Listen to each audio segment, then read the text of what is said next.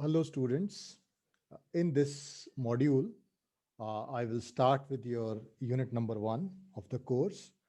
And the contents of this module is about scaling and its importance. Then we will be discuss about overview of various VLSI technologies which are being used. We will discuss about your ASIC design flow, VLSI circuits, analog IC design, and detailed design flow. So this may be arranged in a different order to make things simple. And this is a very interesting thing because most of the things around you, you will find out that how things are being actually done. So before I start, this is the genesis of this entire thing. So here you can find out that we are working on a MOSFET. So this is already been covered in the previous classes. So this is your channel length. This is your gate oxide, silicon oxide, and on the top of that, you will having a metallic gate. So it is a three-dimensional structure like this. So here you can find out that this is your width of the device, this is length of the channel. So whenever we talk about scaling that a particular feature size, it means we are talking about this. So in the past 40 years, what is being actually achieved is because of this. We are actually reducing the channel length. We are actually reducing the size of the transistor. So this is how you are getting actually things being done. So we move forward. So whenever we talk about transistor, so transistor is not a individual entity on the IC. What we are actually doing, this is one device, this is another device. So we are having multiple layers. So they are being connected with the help of metal lines like this. So we are getting this thing to be actually achieved. So, but this is a very small area. When we actually go for this, what happens? You will find out your transistors are somewhere here, but its IC is very big. So you said having a number of modules. So it can be compared to a simple, this is your village. And when your village is connected to city, then city to more number of cities, and this is connected to country. So this is your global interconnect. These are local interconnects, and this is your actually things for which you are actually providing the connections. So when you are actually going for scaling, you are scaling the devices. So accordingly, you have to scale the interconnects both at local level as well as global level. So suppose this is your simple transistor. You are using transistor to make a gate. Gate can be used to make a adder or subtractor, some module like that. So what you're actually going, so you this is in a very small area. So that adder is actually being utilized by some other component. So then you are supposed to provide the connections. So that small module is being used by some bigger module. So connections to that. So these are around so many layers. So it can be one poly and multiple layers. So this can be discussed in a better way in the coming classes. But right now, when I'm using the term scaling, you should be aware of that scaling is not at the transistor level, but at the level of how we are making connections to all the transistors in the given area. So scaling, so when we are using actually this particular term, we say that this is the only constant thing which is being done in the past. So they say that feature size shrinks by 30% every 2-3 years. But right now, this is not happening from 7 nanometer to 5 nanometer. It takes so many years. Then what happens when transistor becomes smaller, faster? They become less power hungry and cheaper to manufacturers. But on the other hand, noise, reliability issues. Imagine whole of the Jammu can be in 1 kilometer of the area. All the people living in the tall towers. So what happens? You will feel when 5-6 lakhs people living in a very small area. So it become Bombay, where so many people are living. So same is the case with the IC. When you are putting so many components together, noise and reliability issues are there. Then current density goes up. Suppose a transistor is consuming X amount of power and you're putting 10 transistors, then although you have reduced the power, but it is almost 7, 8 times in the given area. So you need a good heat sinks and so many things. Also, when you scale, the metal cannot be scaled accordingly, because when you reduce the dimensions of the metal, its conductivity is affected drastically. So this is one more picture of scaling, although we have discussed in the previous video. So here you can see in 1970, we are working at 10 micrometer. So right now, I have a talk with my one of the friends. He say that he is working on 5 nanometer NVRAM, non-volatile RAM. So this is how things are being working. Then scaling implications. When you actually go for scaling, it improves the performance, your cost is being improved. Yeah, there are problems as far as interconnects are there, because you have to put interconnections for billion transistors. Then when we are putting 1 billion transistors in a given area, power is major concern, and that is giving you trouble. Then productivity challenges. When you're going for productivity of at such a large scale and accuracy is to be measured, then it is supposed to give you some sort of, okay, next thing that is of concern is physical limits. We cannot go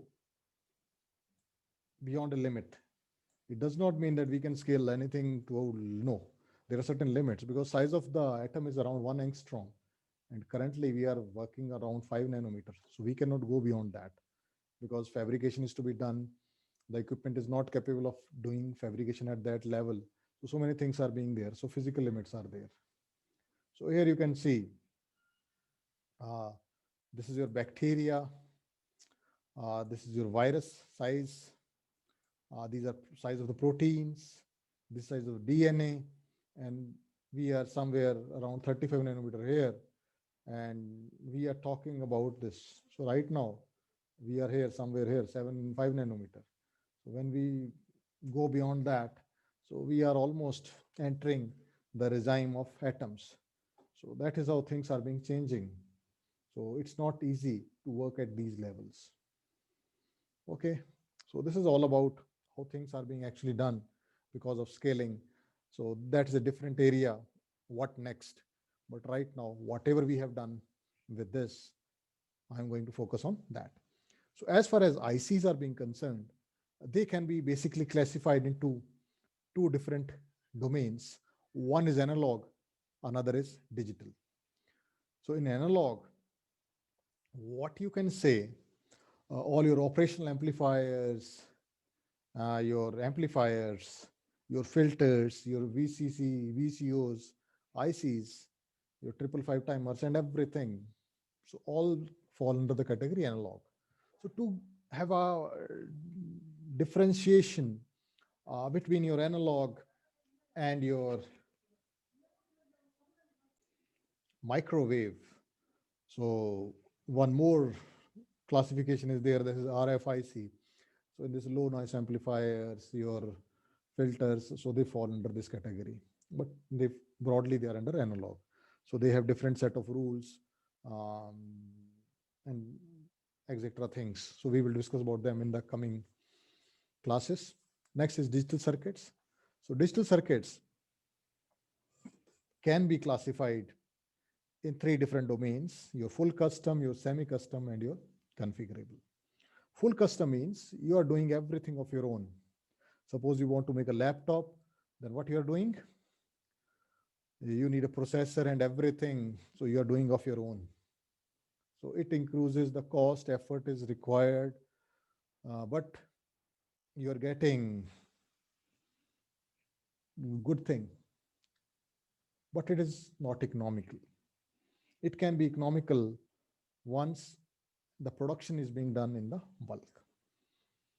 So to reduce the production time, to reduce the cost. What happens? Semi-custom approach is being preferred. You can see your mobile phone. In this, your processor is from different company, camera is from different companies, and they are being combined together. So this is your semi-custom. Then configurable FPGA, sometimes it is not feasible to test every functionality on hardware. So that can be tested on FPGA. This is another approach. So as far as your design is being concerned, how things are being changing at different levels. So the scientists actually work on scaling. So they scale the device. So this gives some help in designing the circuit with low power. Thus, you have a gate with that particular circuit. And with the help of that gate, you are getting a module. It can be adder subtractor. And using that, you are actually making a system microprocessor. So if as of now, the saturation is at device level, we cannot go beyond 5 nanometer, then your researchers will try to get improvement at circuit level, or maybe at gate level, or maybe at module level, or maybe at system level, in terms of architecture, in terms of algorithm level, whatever it may be, because this thing is being saturated. So if any advantage is there at this level, will actually be delivered at this level. And if this saturates, then we look for change at other levels so that we can keep on improving things at a larger level to meet the requirements of the present. So VLSI design styles already discussed. They can be full custom. They call ASIC. They can be programmable logic or FPGAs, or it can be a system on a chip. Anything. So they lies in between. So I'm discussing them one by one. So full custom. So as I already discussed, that this is being done with extensive efforts, and all the things are being done individually. Individually means whatever company is actually doing, that is supposed to do. So each circuit element carefully handcrafted, huge design effort is required. Uh, Costs are quite high, but they can be minimized when you are having a bulk production for a processor. That's why your Intel is putting so much effort in processor, because they know that once they're getting a very good microprocessor, so many people will use their processor and they will get their cost being covered. But if you are putting that much effort on a very small project, then that is going to escalate the cost of the project. The performance is high because you're putting so much effort on the various aspects. So it is being recommended when you are having high volume applications. Otherwise, it is not being recommended. Another thing is ASIC. So ASIC means application specific integrated circuit. So the journey of designing an ASIC is long and involves a number of major steps, moving from a concept to specification to tape outs. That means you think that one system should be like that. So from there, you are going to, suppose this is a digital system, you are supposed to write a code, then you have to use the software to actually convert that code into your physical design. And then that is being tested at the software level. And finally, that is being translated into the chip, IC, that is your hardware thing. So a long journey is there. We will be discussing in the coming module about the various aspects of ASIC. So although the end product is typically small, it's a IC, but journey is long and interested. So it is having several challenges. So we will be discussing them when we discuss ASIC in detail. So what's inside ASIC? So constrained design using pre-designed components. So whatever being designed, they pick that and use that. So it's also called semi-custom because all the things are not being designed. Some of the things being designed by other persons are being used to reduce the cost as well as time usage. So as we know that we are having computer-aided design tools, So they are actually reducing the design efforts. So it's having a low design cost, but non-recurring engineering cost is on the higher side. So the unit per cost is quite intermediate, and the performance is also medium, because we are actually compromising on one or the other aspect. So compatibility issues might be there. So this can be used. So it can be a great area of concern. What kind of approach you're going to use, whether you're going for full custom or ASIC. So it depends upon what you're actually going to make. Then programmable logic or FPGA, what's inside that you already know. In the previous class, you have discussed about that pre-manufactured components with programmable interconnect. So you're having gates on that. So you program them according to your choice. So that can be done with the help of CAD tools. So this gives you some sort of reduction in design effort. So again, this is a low design cost, low NRE cost, and high unit cost, because you're putting so much effort. The performance is on the lower side, because we are just going to test the things for a smaller a thing. So that's why performance is lower, but it can be optimized by working on several areas. System on chip, that is another thing. Here you can see you combine several large blocks, pre-designed custom cores, microcontrollers, IPs on your system. So ASIC logic for special purpose hardware is being there. You are putting FPGA and analog things. So all of them are being combined together. And what is the purpose that you're getting? The chip being designed for a particular purpose, system on chip.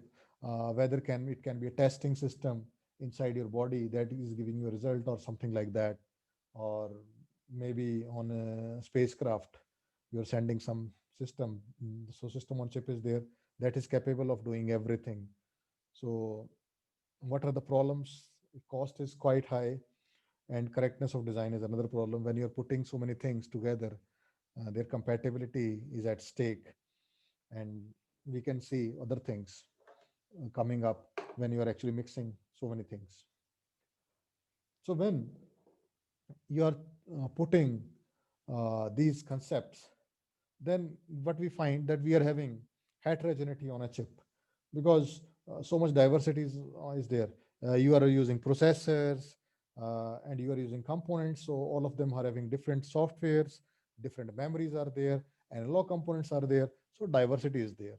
So how to actually you control them, so that you're getting, so protocols are being designed. You can see IoT is one of the things where you can find out so many things. You are having sensors there, memory is there, software is there, processors are there. So that is again heterogeneity on a chip. So that is giving you a lot of trouble these days.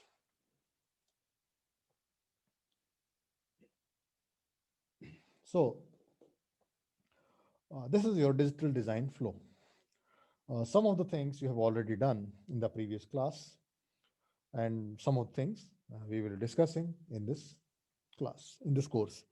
So here you can find out that your first thing and the basic thing that is of importance is of, so the first thing is your concept. So what you actually do, you have a concept that this is the kind of system you're going to design, in which you are having your number of inputs, number of outputs, and after that you get a code being written for that, and correspondingly you will have a logic being synthesized for that. So once you get things being done for you, what you do, you actually partition the system, because implementing the entire thing is not a wiser task. What you can do, you can divide them according to the usage, which components are being used extensively and all. So you partition them so that you get a better results. So once that thing is over, the next thing that is importance is how you're actually going to do on the IC. because this is entire thing is physical logical design. Now you're putting this thing into the physical design. So before you get that fabricated, so that need to be simulated. So first thing you're actually going to do is floor planning. That means on IC, where you are going to put which kind of a module. Suppose a memory module is there, RAM is there. So RAM is being used extensively, or cache is being used extensively. So you are putting cache near to the processor rather than your secondary memory. So then you are actually placing them so that clock can be given to them. So there is no problem like your synchronization and all, and you are putting connections with them. And once everything is being done, then you go for your circuit extraction so that parasitics can be extracted. So what are parasitics? You are putting so many metals on IC and all for interconnection purpose. So they're giving you some resistance and capacitance in result. So they are undesirable things. So you are putting them into the circuit so that your results can be altered accordingly. So you will get the results, what kind of results you have started in the beginning. So because when you start, you want that such kind of results will be acceptable.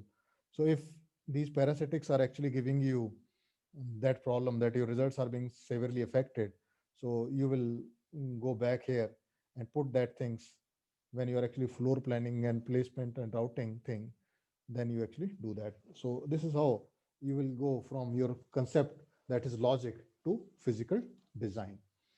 So this is the explanation of the entire steps which I have done. Design entry, then logic synthesis and system partitioning and all. So thank you very much. In the next module, I will discuss about other kind of design flows and VLSI design styles.